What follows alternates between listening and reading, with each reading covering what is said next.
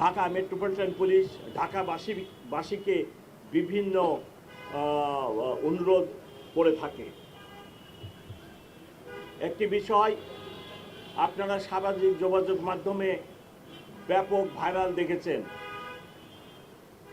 Police যখন কোনো একটি অরাজকতা ঠেকানোর প্রতিহতের চেষ্টা করছিল, তখন আমার অফিসারদের সাথে কি ধরনের ব্যবহার করা হয়েছে অত্যন্ত দুঃখজনক।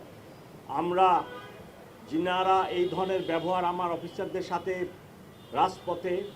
রাস্তায় করেন, আমি তাদেরকে অনুরোধ করব আমার অফিসারদের সাথে আপনারা এহেন আচরণ করবেন না। আমরা আপনাদের সাথে রাস্তায় কোনো ক্লাসে কোনো সংঘাতে জড়িত হওয়ার জন্য নয়, আমরা আপনাদেরকে সেবা দিতে চাই।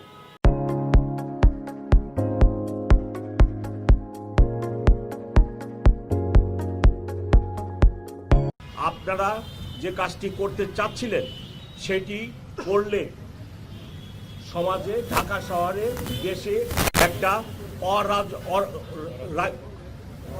অরাজকতাপূর্ণ পরিবেশের সৃষ্টি হবে। গণ অভ্যুত্থান হয়ে গেছে, সরকারের পরিবর্তন হয়েছে। এখন যদি এরূপ কার্যকলাপ করা হয় তাহলে একটি অস্থির সমাজ, অস্থিরতা দেখা দিবে। সেজন্যই আমরা সেটি রক্ষার জন্য আমার অফিসাররা নিয়োজিত ছিল। কিন্তু এরূপ ব্যবহার আমাদেরকে বড়ই মর্মাহত করেছে। আমরা এরূপ ব্যবহার কোনো শিক্ষিত বুঝবান মানুষের থেকে আশা করি না।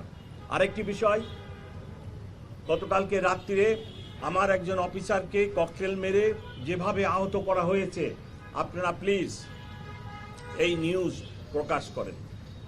আমার নিরপরাধ অফিসার রাস্তা দিয়ে থানার সামনে ছিল, আপনি নিরপরাধ মানুষটিকে এইভাবে ককটেল মেরে আহত করলেন। এতে আমার অফিসারদের মনোভাব নষ্ট হয় এবং পরিণতিতে আমরা সবাই ক্ষতিগ্রস্ত হব। যদি আমার অফিসারদের মনোবল ঠিক না থাকে, আপনারা দেখছেন 5ই আগস্টের পরে আমি নিজে রাত্রে দেখেছি 80 বছরের বৃদ্ধ লোককেও বাঁশের লাঠি নিয়ে মহল্লার মধ্যে মহল্লা পাহারা দিতে হচ্ছে।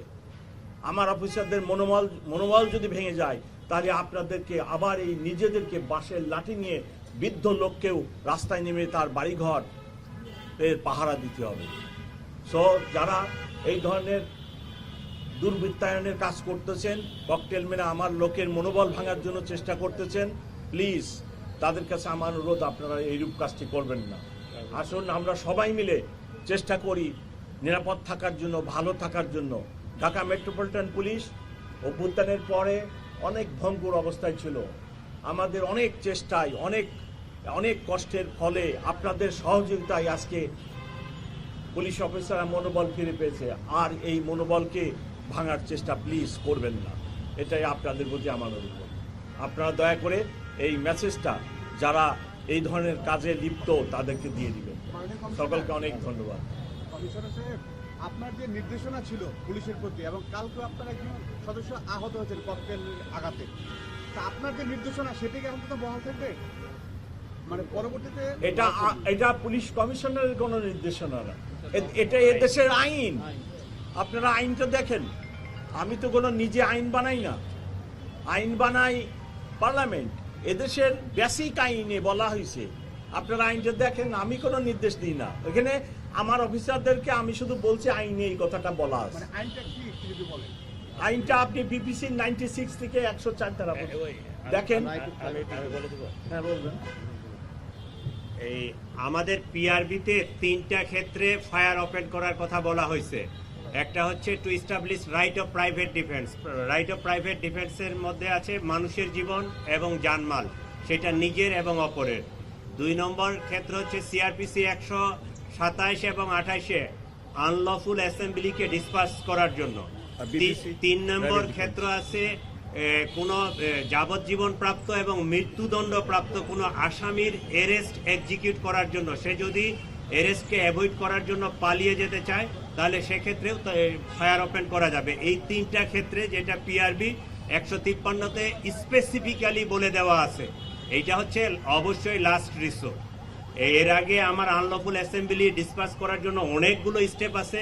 এই স্টেপগুলো ক্রমান্বয়ে অতিক্রম করার পরেই লাস্ট স্টেপ হচ্ছে আমার ফায়ার ওপেন করা।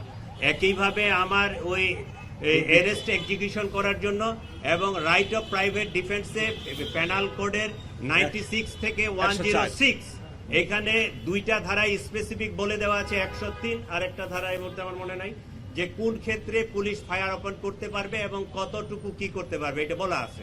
এইটা আইন, এটা আমাদের নিজস্ব কোনো মতামত না, এইটা বাংলাদেশের এক্সিস্টিং আইন। এই আইনটা আমরা আমাদের সহকর্মীদেরকে জাস্ট স্মরণ করিয়ে দিয়েছি, তারা যেন ভীত সন্ত্রস্ত না হয়ে পড়ে, তারা যেন মনোবল না হারায়।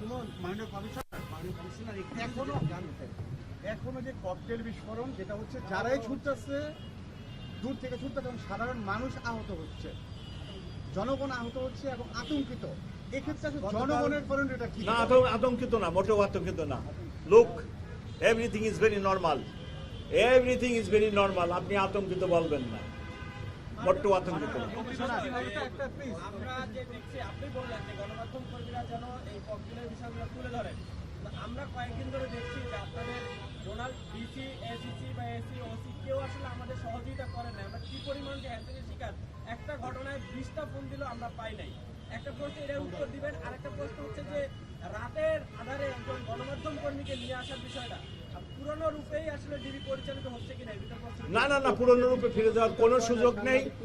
আর একটা হলো যে আপনারা ওই যে যাদের কথা বলেন যদি রেসপন্ড না করে, আমার যে ডিসি মিডিয়া, আপনারা ওনাকে ফোন দিবেন, এবং আমি আসলে ব্যস্ত থাকি, ধরতেও পারি না।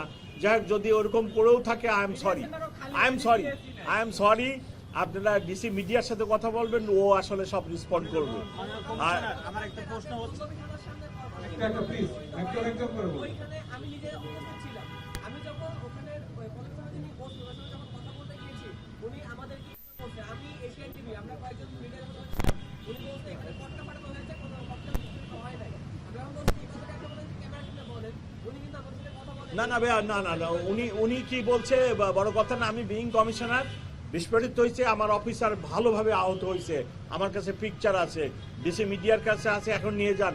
আপনারা এই খবরটা প্রকাশ করে সাথে অনুরোধ করেন, যারা এই ধরনের কাজ করে তাদেরকে নিবৃত্ত করেন যে ভাই তোমরা এই কাজগুলো করে না, জনগণের উপরেও করে না, পুলিশের উপরেও করে না।